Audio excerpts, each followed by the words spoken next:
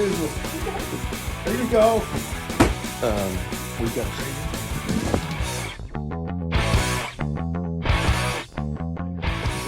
the widest paint.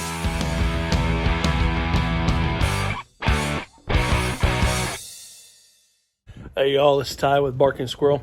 Hey, don't have a lot going on today. Animals are doing really good. I'll go out and shoot some video and maybe get some pictures. We've had some really beautiful weather. It's been in the upper 50s all week this week, so we've been trying to get some work done. Started cleaning out, organizing the shop. Got new big toolbox.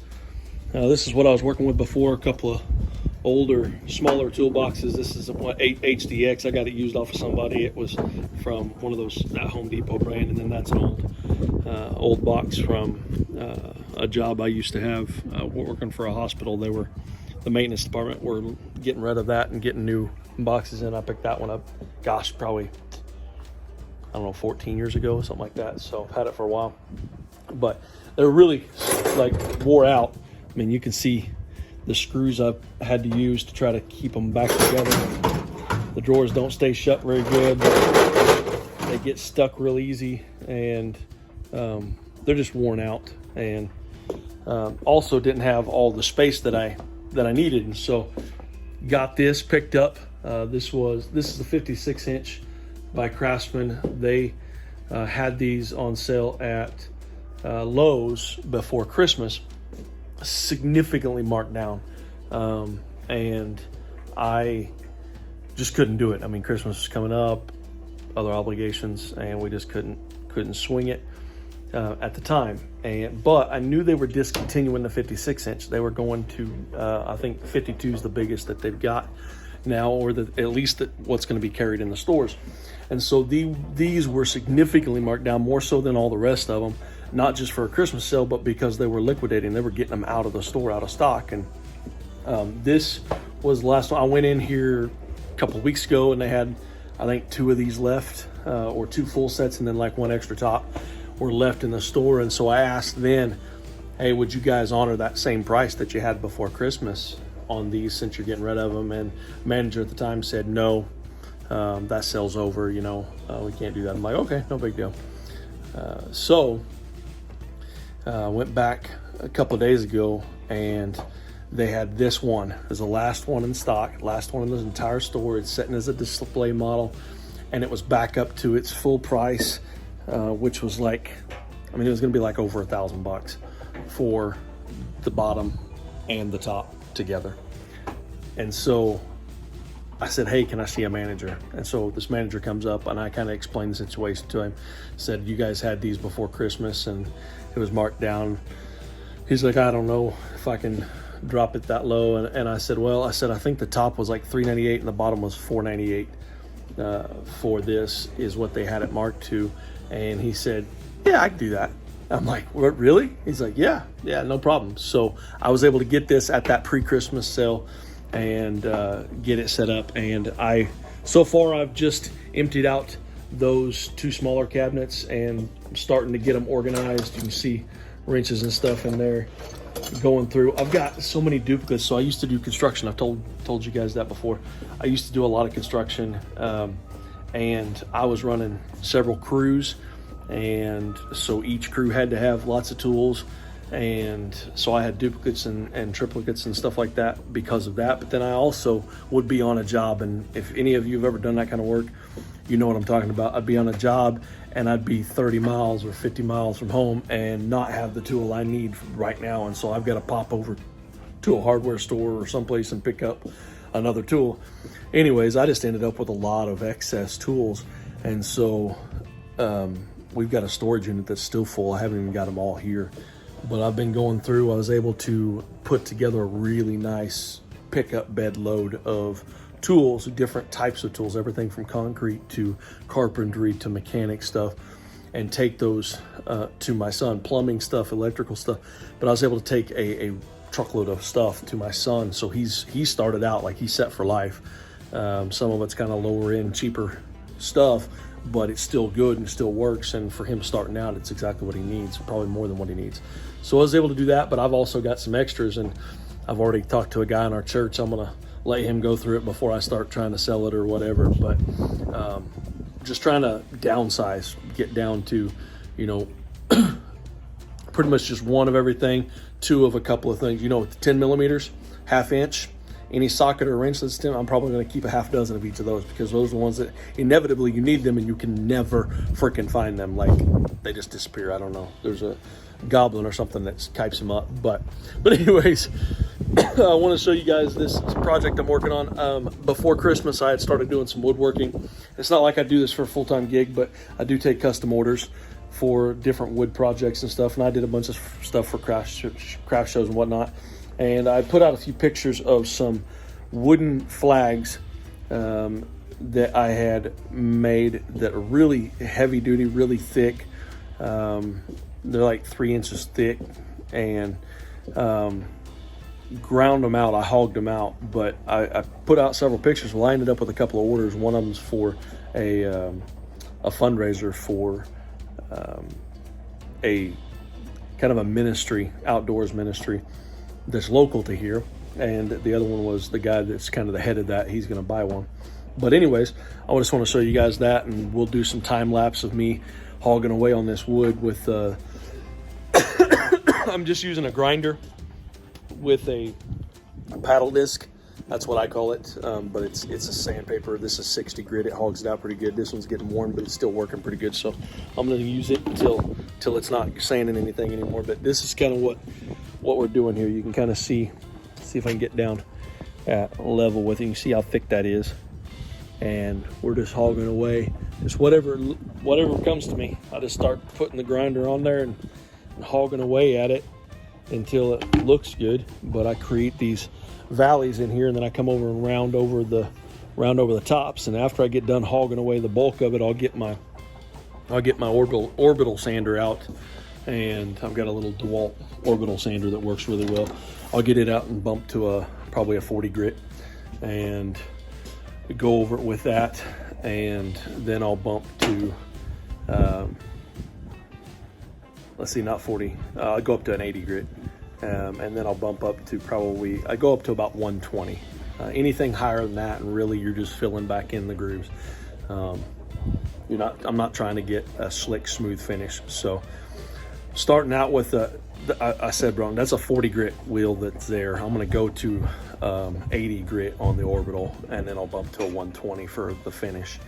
And anyways, I'll end up, once I get it ground out and sanded the way I want it and it's looking good, feeling good, I'll start staining it and stain all the lines and put in all of the stars in the union field up there. And then I finish it with 3 coats of a lacquer. So real durable finish, front and back, sides, everything's covered. So they could be hung outdoors or it could be hung inside. So anyways, you guys will see some time lapse of me working on that. But here's a shot of some of the animals.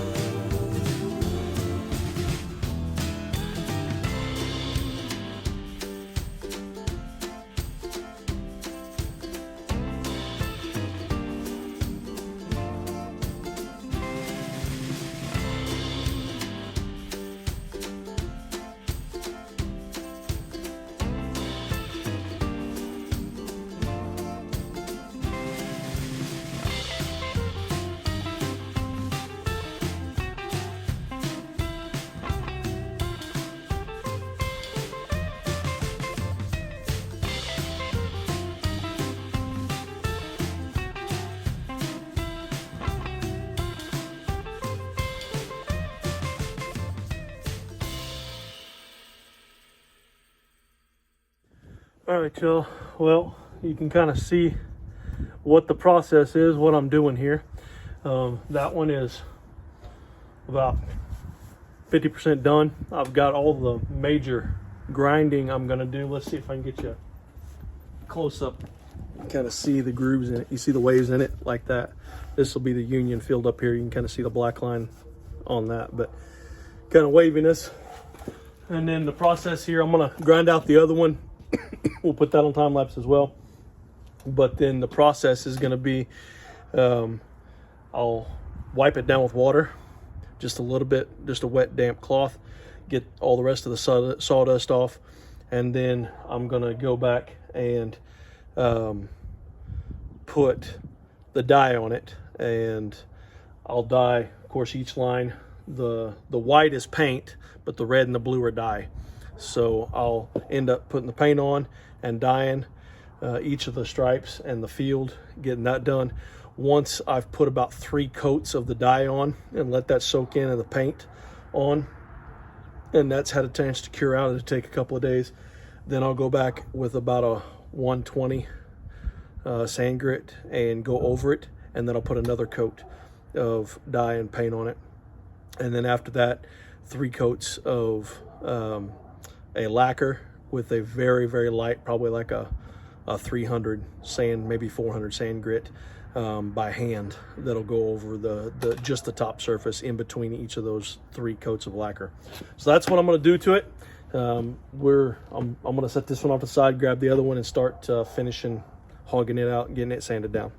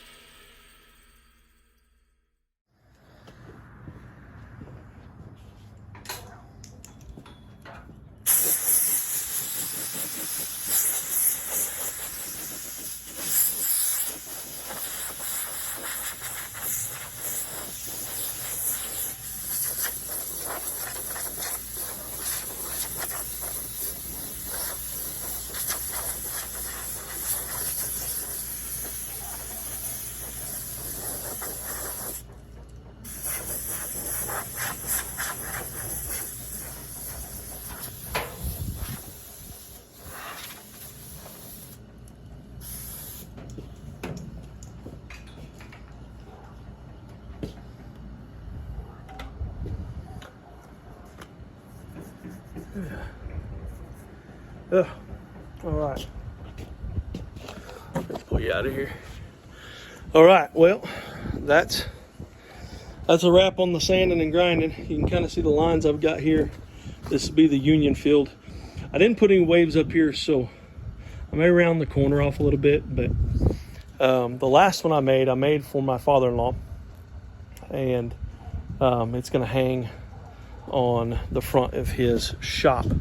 And I put waves in the Union field for the stars, and when I went to stencil the stars in, the stencil didn't want to lay very flat. And I YouTube you, right? I went on there looking for every possible trick, and I tried 4 different ways of trying to get that to lay flat, and none of them worked. And so I just decided that on these 2, I'm not going to put a wave up there in that field. I left it a little rounded on this corner right here at the bottom. I don't think that'll be too difficult. There'll be 1 star right there that'll be affected, but I think I can fix that and manage that. And I did the same thing on that one over there. But again, just didn't want it to look off. So I left that area flat. But appreciate you guys watching. This will take several days, a couple of weeks, because of the dry time, cure time in between coats, especially with the temperatures the way they've been, because I can only work inside my garage. I've really, I'm blessed. God's blessed me with a good good week of weather, and so I've been able to get out here and get this grinding done, which is great because you can see all the sawdust on the ground. And it's all the way down every crack in my driveway and out all the way over there, and it would have been filling up my shop. So I wore the mask because the last time I did some sanding and didn't wear a mask and ended up getting sick and everything. So I went ahead and wore a mask this time. You guys probably should do the same thing. But anyways, that's that. Appreciate you guys watching. Hope you enjoyed watching that a little bit. We're looking at trying to put out some more content. I may video that whenever I go to start the dyeing process, painting process, and all of that. You guys have a blessed day. As always, I love you. God loves you. Get in church, read your Bible, love people. Take care.